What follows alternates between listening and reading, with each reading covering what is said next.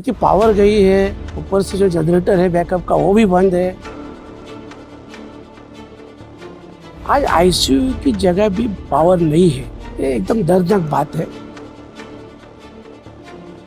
तभी कई बार मुझे बताया गया कि 60% काम हुआ है और आज बता रहे हैं मुझे 50% काम हुआ। तो एक मेडिकल हॉस्पिटल की जो जरूरत है 450 बेड, तो लगभग यहाँ पूरे होने वाले हैं और उसी यही मांग की है मेडिकल कॉलेज की। 54 स्कूल की बिल्डिंग है, सभी बिल्डिंग एक स्मार्ट स्कूल के माध्यम से सामने आने वाली है। हॉस्पिटल कितना बड़ा है उससे अच्छा स्टाफ कितना है ये जरूरी है। अपने बच्चों की जिंदगी के साथ सिर्फ डॉक्टर, इंजीनियर या मैनेजमेंट तक ही चॉइस लिमिटेड मत रखिए। आज के टाइम में बहुत सारे नए और सक्सेसफुल करियर ऑप्शंस अवेलेबल है जो आपके बच्चों का फ्यूचर ब्राइट बना सकते हैं। माय करियर पाठशाला में हम देते हैं फ्री करियर काउंसलिंग और 1-on-1 करियर गाइडेंस, ताकि आपका बच्चा अपनी स्किल और इंटरेस्ट के हिसाब से सही करियर चूज कर सके। तो देर किस बात की, आज ही स्क्रीन पर दिए गए नंबर पर कॉल कीजिए और अपना अपॉइंटमेंट कंफर्म कीजिए। My career Pathshala, your pathway to a successful future. Hello friend, मैं फिरोज अहमद दावोदी में आप सभी का स्वागत है। आज भिवंडी के खासदार बालिया मामा सुरेश मात्रे और बालिया मामा, इन्होंने आईजीएम हॉस्पिटल का दौरा किया और आईजीएम हॉस्पिटल में एंटर करते हुए उन्होंने देखा कि यहाँ की लाइट गई हुई है। सिर्फ और सिर्फ इमरजेंसी डिपार्टमेंट में जो है बैकअप सपोर्ट था इन्वर्टर का, और पूरे के पूरे पेशेंट जो है वो इस गर्मी में झूस रहे। तो ये नज़ारा आज उनको प्रवेश करते ही, एंटर करते ही उनको देखने को मिला, जिससे वो काफ़ी नाराज़ भी हो गए। और अब उन्होंने बाकी की चीज़ें भी देखी, लेकिन सबसे कहने वाली बात यह है कि आईजीएम हॉस्पिटल जिसके ऊपर बताया जा रहा है कि हाल ही में 4 से 4.5 करोड़ रुपए आमदार साहब ने खर्चा किया था, उसके बावजूद भी जो इसकी ये हालत है कि यहाँ पे ठीक से आईसीयू नहीं चल रहा है और बाकी जो असुविधा हो रही है वो हम आए दिन मीडिया द्वारा या सोशल मीडिया द्वारा देख रहे हैं। इसके बाद में खासदार साहब ने जो है यहाँ पे चाइल्ड एंड केयर हॉस्पिटल जो बन रहा है, women's child and care hospital, तो इसका भी निरीक्षण किया और कहा कि इसकी जो मुद्दत थी, जो बनाने की जो तिथि थी वो ख़त्म हो चुकी है, जो इसका डेडलाइन थी वो ख़त्म हो चुकी है, लेकिन अब उसको 2027 तक बढ़ा के दिया गया है। अब तक के ये पूरा हो जाना चाहिए था, लेकिन अब तक इसका 50% काम भी नहीं हुआ। देख सकते हैं आप, इतनी बड़ी विशाल बिल्डिंग है, सिर्फ स्ट्रक्चर खड़ा हुआ है, अभी इसके जो फिनिशिंग वर्क है और बाकी चीज़ें जो है वो बाकी है।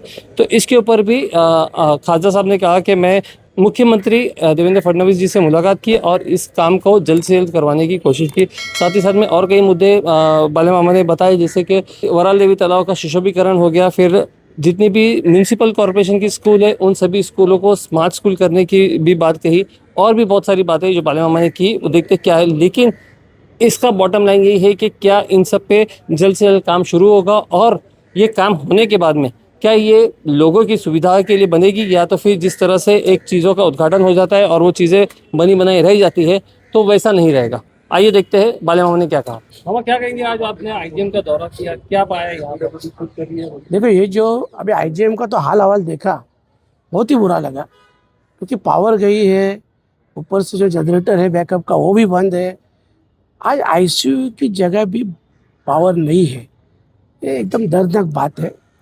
इसमें बदलाव लाना जरूरी है।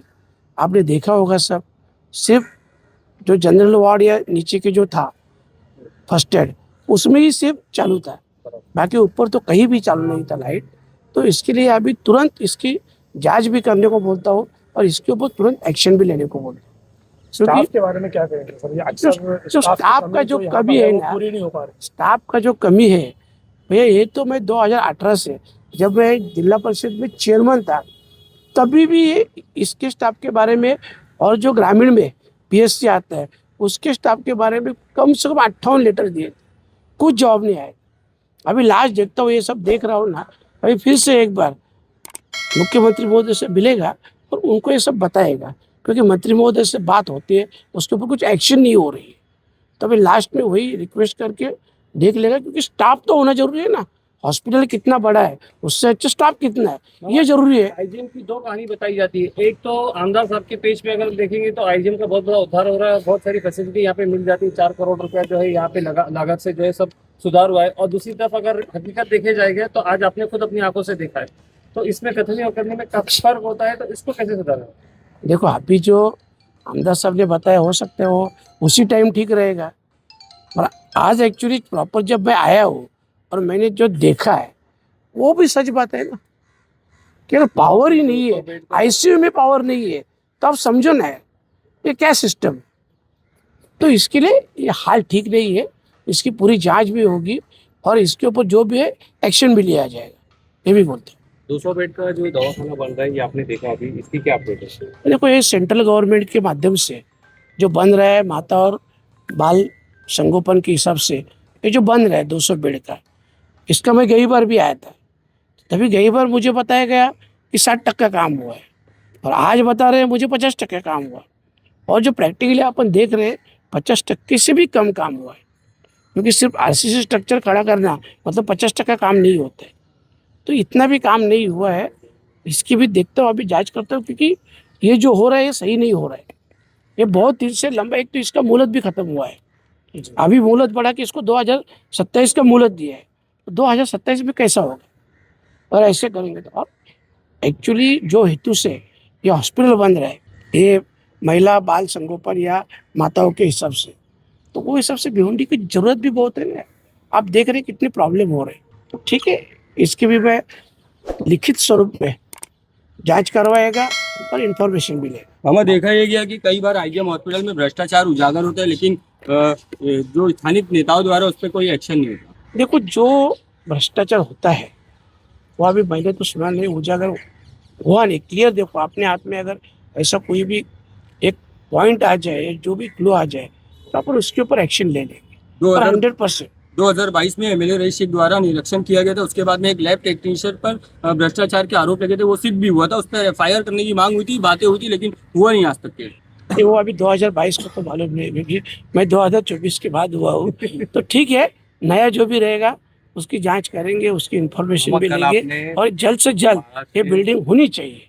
कल आपने महाराष्ट्र के मुख्यमंत्री से मुलाकात करी, भिवंडी की भी कई अहम मुद्दों पर बातचीत करी, क्या बातचीत करी उसके बारे में? नहीं, भिवंडी के जो मेन मुद्दे थे, खास करके जहाँ अपन खड़े हैं, ये 200 बेड का हॉस्पिटल हो रहा है, बाजू में आईजीएम 100 बेड का चालू है, ऊपर 100 बेड का हो रहा है, तो एक मेडिकल हॉस्पिटल की जो जरूरत है 450 बेड की, तो लगभग यहाँ पूरे होने वाले हैं।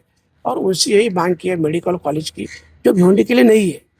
तो उन्होंने ये भी कहा कि आप जो उसकी पूर्तता होनी चाहिए, और 10 से 11 एकड़ लैंड जो यहाँ से 4 या 5 किलोमीटर के दायरे में चाहिए, तो उसकी अभी मैं जांच कर रहा हूँ। अगर वो लैंड अगर नोटेड होती है तो फिर तुरंत मैं सीएम साहब से मिल के उसको इन्फॉर्मेशन दे देगा। वराल देवी तालाब के लिए भी आपने वराल देवी तालाब का भी हुआ है, उसका देखो मैंने वो सेंटर गवर्नमेंट से हुआ है, 60% तो मैंने सेंटर से मंजूर किया, 20% कमिश्नर ने भी दिया, 20% की कमी थी और 20% की कमी, तो कल मैं सीएम साहब से वही बात बोला, तो वो बोले ठीक है मैं खुद ही देता हूँ, तो वो 20% भी देने को उन्होंने मंजूर किया है। ये भी एक मसला हुआ, एक आईजीएम हॉस्पिटल का मसला हुआ, और तीसरा स्कूल का। खास करके मेरे दिमाग से या मेरे मन में हमेशा रहता है कि हेल्थ का और शिक्षा का, ये 2 क्षेत्र अच्छे मजबूती से होने चाहिए, ताकि आने वाले फ्यूचर के लिए जो अपने बच्चे हैं उनके लिए ये अच्छा ही रहेगा। और इसके लिए अभी कल मैंने सीएम साहब से बात की, लगभग भिवंडी में जितने 54 स्कूल की बिल्डिंग है, सभी बिल्डिंग एक स्मार्ट स्कूल के माध्यम से सामने आने वाली है। उसके लिए जो भी खर्चा रहेगा, मिनिमम एक 250 से 300 करोड़ का खर्चा है। तभी वो कल सीएम साहब से बात किया, उन्होंने बोला कि वो पूरा देने के लिए मैं तैयार हूँ। और जैसे ही अभी ये कमिश्नर साहब या महानगर पालिका मेयर साहब से भी आज बात हो गया, स्टैंडिंग चेयरमैन भी बाजू में, इनसे जब ये प्रोजेक्ट पूरा बन जाएगा, उसके बाद वो सीएम साहब से मिल के ये आगे बढ़ा जाएगा।